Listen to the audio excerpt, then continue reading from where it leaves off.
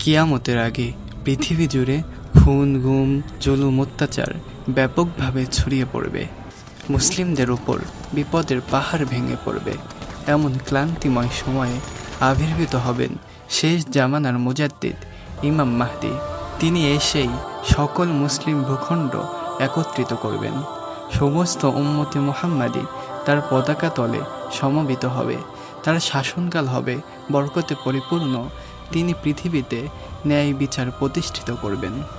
এখন প্রশ্ন আসতে পারে, ইমাম মাহদী আবির্ভূত হলে আমরা তাকে কিভাবে চিনতে পারব? এর সহজ উত্তর রাসূল সাল্লাল্লাহু আলাইহি ওয়াসাল্লাম তার হাদিসের মাধ্যমে দিয়ে গেছেন। ইমাম মাহদী কে হবেন, কখন আবির্ভূত হবেন, তার শারীরিক বৈশিষ্ট্য কেমন হবে, তা নিয়েই আজকের আয়োজন। আল মাহদী শব্দটি আরবি, অর্থ প্রতীক্ষিত অথবা নির্বাচিত একজন। তিনি হচ্ছেন আল্লাহর পক্ষ হতে নির্বাচিত একজন, আর মানুষের পক্ষ হতে প্রতীক্ষিত একজন। ইমাম মাহদী এটা তার আসল নাম নয়, এটা তার উপাধি। রাসূল সাল্লাল্লাহু আলাইহি ওয়াসাল্লাম বলেন, কিয়ামতের যদি একদিনও বাকি থাকে তাহলে আল্লাহ তাআলা ওই দিনটি দীর্ঘায়িত করে হলেও আমার বংশ থেকে একজনকে আবির্ভূত করবেন, যার নাম হবে আমার নামের অনুরূপ, যার পিতার নাম হবে আমার পিতার অনুরূপ, তার চেহারা হবে কিছুটা আমার মতো। অনেকে মনে করে থাকেন ইমাম মাহদী আসার পূর্বে মুসলিমদের এই বিপর্যয় আর থামবে না। তবে কোরআন ও হাদিসে তাদের এই ধারণার পক্ষে কোনো প্রমাণ পাওয়া যায় না। বরং ইমাম মাহদী আসার পূর্বেই মুসলিম বিশ্বে পুনর্জাগরণ শুরু হয়ে যাবে। পৃথিবীর বিভিন্ন ভূখণ্ডে প্রতিষ্ঠিত হবে একের পর এক ইসলামী ইমারত। ইমাম মাহদীর আকৃতি কেমন হবে? ইমাম মাহদীর চেহারা হবে হাসি উজ্জ্বল, সুন্দর নাক, বেশি লম্বাও না আবার চ্যাপ্টাও না। দুই দাঁতের মাঝখানে সামান্য ফাঁকা থাকবে। তার দাড়িগুলো অনেক ঘন হবে।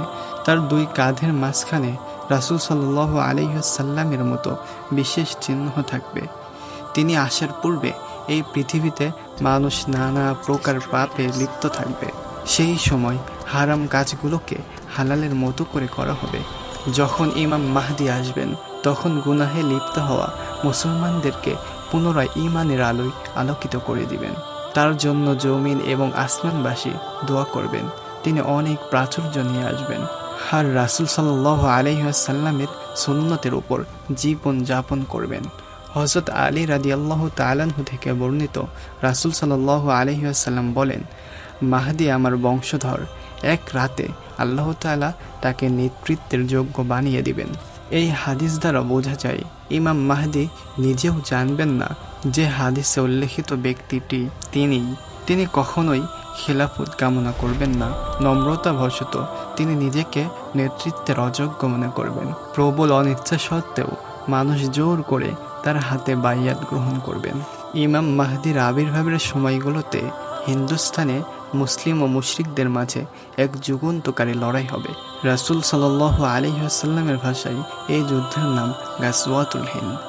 গাজওয়াতুল হিন্দ রাসূল সাল্লাল্লাহু আলাইহি ওয়াসাল্লামের প্রতিশ্রুত এক জিহাদ, যেই জিহাদে অংশগ্রহণ করার জন্য স্বয়ং সাহাবা কিরামরাও লালায়িত ছিলেন। একটি হাসান হাদিসে এসেছে, হযরত আবু হুরায়রা রাদিয়াল্লাহু তাআলা আনহু বলেন, রাসূল সাল্লাল্লাহু আলাইহি ওয়াসাল্লাম আমাদেরকে গাজওয়াতুল হিন্দের প্রতিশ্রুতি দিয়েছেন।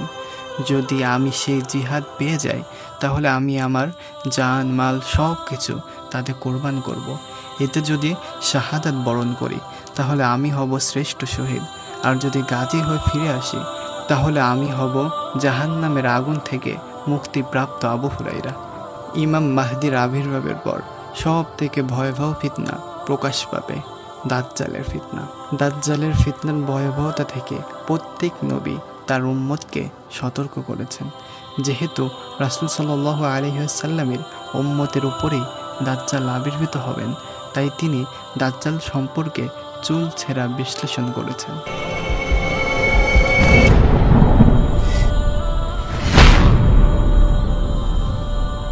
Oh, behold, the one who...